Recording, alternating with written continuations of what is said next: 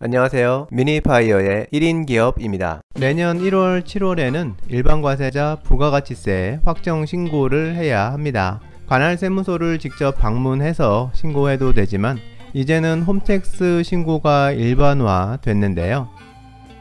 홈택스로 부가가치세 신고서를 작성할 때 가장 중요한 것은 아무래도 세금 신고를 정확하게 하는 걸 거고요. 그리고 이에 못지않게 중요한 게 신고서와 함께 첨부해서 제출해야 하는 첨부 서식들을 빠짐없이 제출하는 겁니다.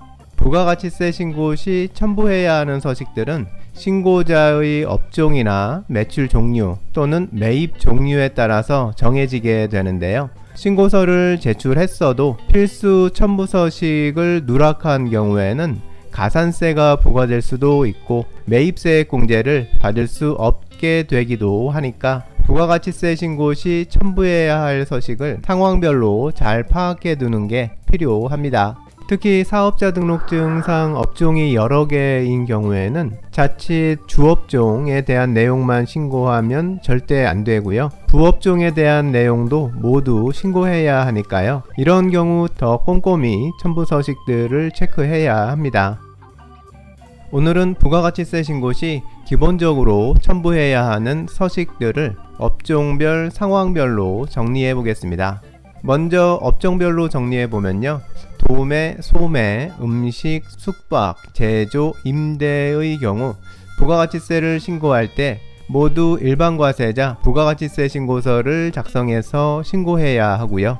여기에 추가적으로 매입처별 세금계산서 합계표, 신용카드 매출전표 등 수취금액 합계표, 매입자 발행 세금계산서 합계표 등은 모두 첨부해야 합니다. 매출처별 세금계산서 합계표는 도매, 제조, 임대의 경우 첨부해야 하고 소매, 음식, 숙박 등 카드 매출이 많은 업종인 경우에는 신용카드 매출전표 등 발행금액 합계표를 첨부해야 합니다. 거래처에서 계산서를 받은 경우에는 매입처별 계산서 합계표도 첨부해야 하고요.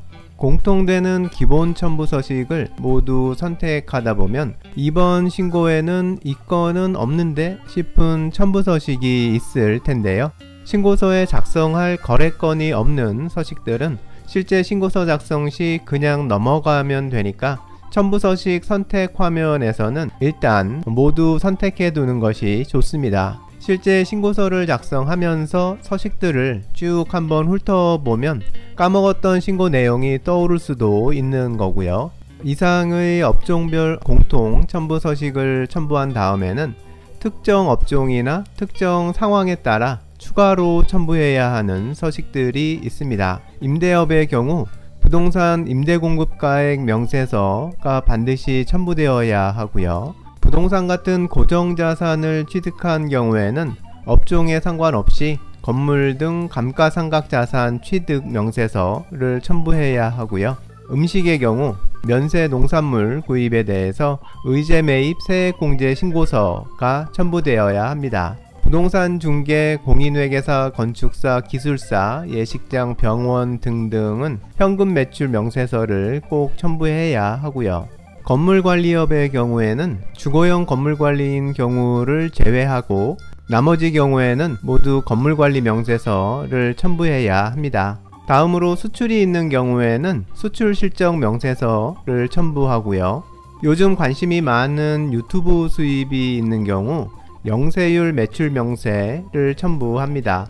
유튜브 수입은 은행을 통해서 입금되는 거라 외화 획득 명세서가 아니라 영세율 매출 명세서가 첨부되는 건데요. 유튜브 수입은 외화를 벌어들이는 수출에 해당해서 부가가치세 영세율이 적용됩니다. 홈택스를 이용해서 부가가치세 신고서를 작성하게 되면 신고자의 주 업종에 따라서 신고서 서식들이 기본 선택되어 있는데요. 하지만 기본 선택 서식뿐 아니라 상황에 따라서 추가해야 하는 서식이 있을 수 있으니까요. 내게 필요한 서식이 어떤 게 있는지는 신고 전에 한 번쯤 확인해 보는 것이 좋을 것 같습니다. 이상에서 일반과세자가 부가가치세를 신고할 때 첨부해야 하는 서식의 종류를 확인해 봤습니다.